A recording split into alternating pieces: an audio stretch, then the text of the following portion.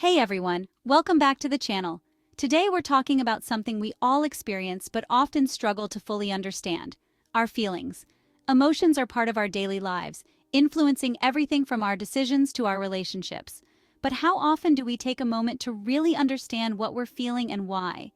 It's easy to get overwhelmed, confused, or even frustrated by our emotions, but developing emotional self-awareness and literacy can dramatically improve our well-being. In today's video, we're going to explore proven psychological techniques for understanding your feelings, building emotional self-awareness, and learning how to navigate the complex landscape of your emotions. Let's get started. Before we dive into techniques, let's talk about why understanding your feelings is so important. Emotions are a form of internal communication.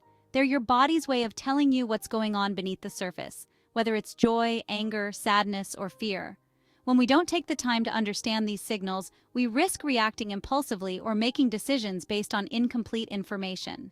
Psychologists like Dr. Daniel Goleman, who introduced the concept of emotional intelligence, argue that emotional self-awareness is one of the most critical skills for personal development.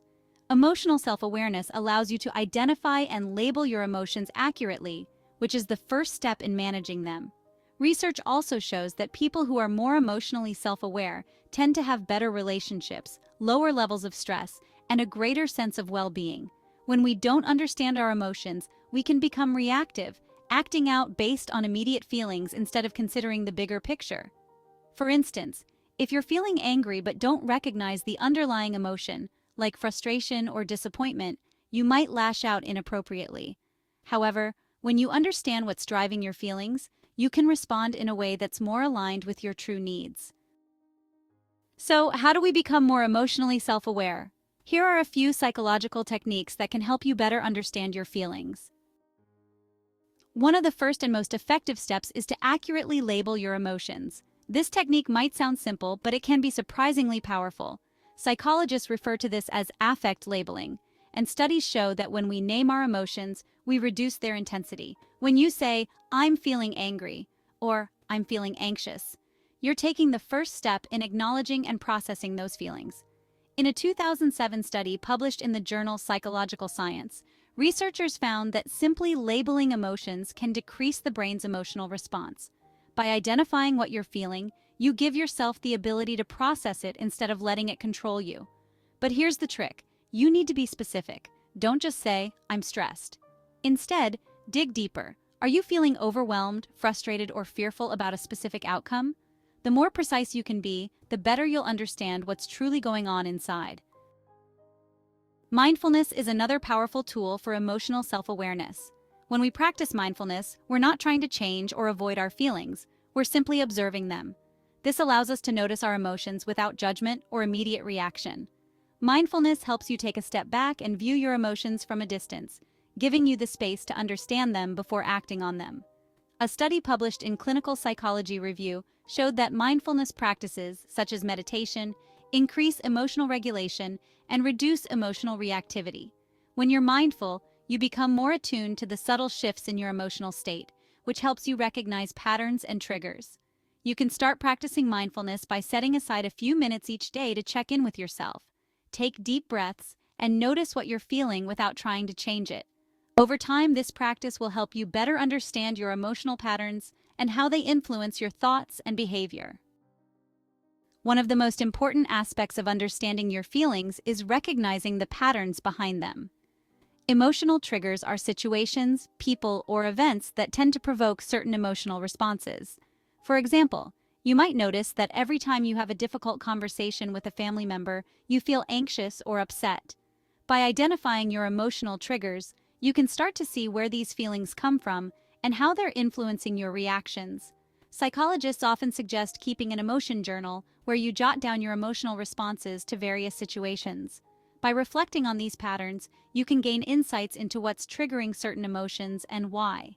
For example, if you feel anger when receiving feedback at work, it might not be about the feedback itself, but rather a deeper feeling of inadequacy or fear of failure. Once you understand that trigger, you can work on addressing the underlying issue, which will help you manage your emotional responses more effectively. Another powerful psychological tool is cognitive reframing. This involves changing the way you interpret a situation to alter its emotional impact. Sometimes our feelings are influenced more by how we interpret events than by the events themselves. If we can shift our perspective, we can change the way we feel. For example, if you didn't get the job you applied for, you might initially feel disappointed or even angry. But through cognitive reframing, you can shift your perspective to see it as an opportunity to learn and grow, or as a chance to find an even better fit for your skills. By changing the narrative, you change the emotional outcome. Research published in the Journal of Positive Psychology suggests that people who regularly practice cognitive reframing are better at managing their emotions and experience greater overall life satisfaction. Reframing isn't about pretending that everything is perfect. It's about finding a balanced perspective that allows you to process your emotions in a healthier way. Developing emotional literacy means expanding your emotional vocabulary. Many of us default to using broad emotional terms like happy, sad, or angry, but our emotional experiences are much more nuanced than that. By expanding your emotional vocabulary, you can better understand and communicate your feelings. Consider emotions like resentment, contentment, wistfulness, or anticipation. These words capture specific emotional states that allow you to more accurately describe what you're feeling. The more precise your language, the better you can address and process your emotions. Psychologist Dr. Mark Brackett, in his book Permission to Feel, talks about the importance of emotional granularity, being able to distinguish between subtle emotional states. People who have greater emotional granularity are not only better at managing their emotions, but also experience fewer negative emotional responses overall. At the end of the day, emotional self-awareness isn't about getting rid of difficult emotions. It's about understanding them. When you understand your feelings, you take back control over your emotional life. Instead of reacting impulsively or feeling overwhelmed, you can approach your emotions with curiosity and compassion. You can recognize patterns, manage triggers, and use your emotional insights to make healthier decisions in all areas of your life. Developing emotional literacy and self-awareness is a lifelong journey, but the rewards are worth it. You'll find that your relationships improve, your stress levels decrease, and you'll have a stronger sense of control over your emotional well-being. Thank you so much for watching today's video.